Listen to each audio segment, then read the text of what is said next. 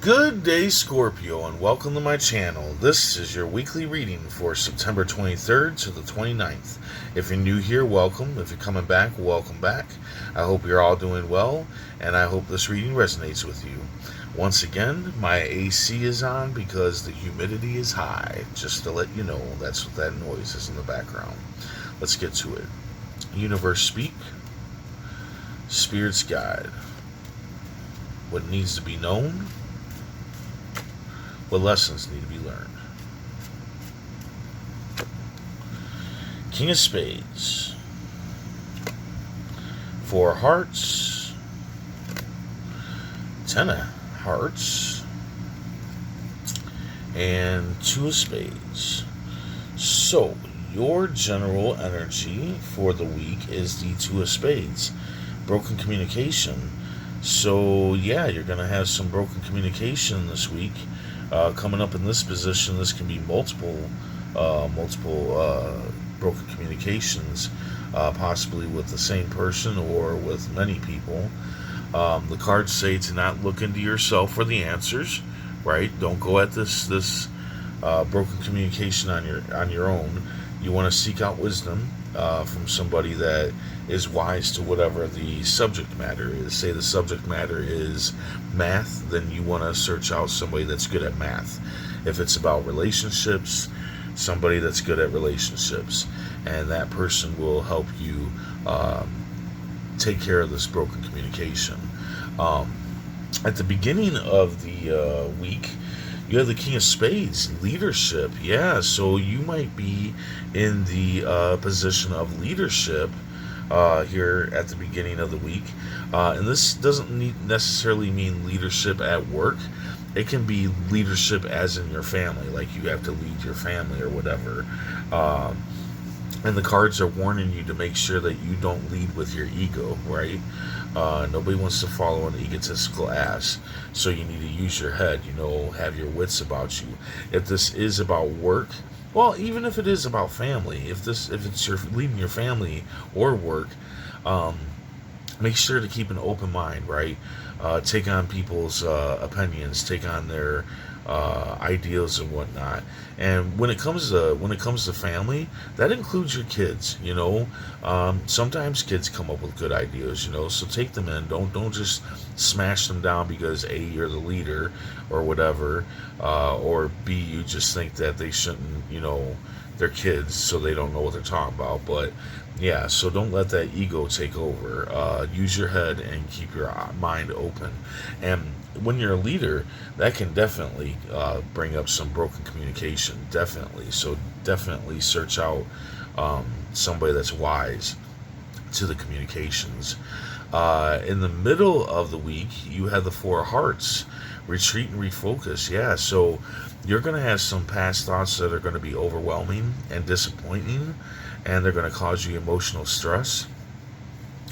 And what you need to do is, so like when you're in like when broken communication comes up, if you're talking to somebody, right, and things aren't going right, and you need a minute to calm down and breathe and refocus on the situation at hand, maybe refocus and seek out that wisdom. Do so. Don't sit there and argue with somebody. Don't sit there and just don't. Instead, seek out wisdom, take your breath, and all that good stuff. Also, this is a good time for you to have quality time. So when you have downtime, you're not working or whatever, make sure that time, that free time that you have, you're using it, with quality. Like instead of sitting on the couch and eating a bag of potato chips and watching a movie, do some exercise or some meditation, or dive into your hobby a little bit, or whatever it may be. Just don't use up that time frivolously. Instead, make it quality. At the end of the week, happiness, abundance, the Ten of Hearts, abundance, success. You're going to be very satisfied. So regardless of the broken communication, regardless of possible ego leadership, or this, past thought, the overwhelming, the emotional stress, you will be happy at the end of the week. You will be happy. You will be abundant. You will be successful in your leadership and dealing with the broken communication. You're going to be very satisfied at the end of the week. So the end of the week is going to be really good for you. Um, but the rest of it might be a bit of a challenge. Might be a bit of a challenge. But I think that if you don't lead with your ego and you keep your mind open, you don't take on broken communications on your own. You seek out wisdom. You take out those times when you need to take a breather and refocus. You use your downtime as quality time. It's all going to lead to happiness and abundance at the end of the week. Let's go ahead and see what the tarot cards have to say. Universe speak. Spirits guide. What needs to be known? What lessons need to be learned?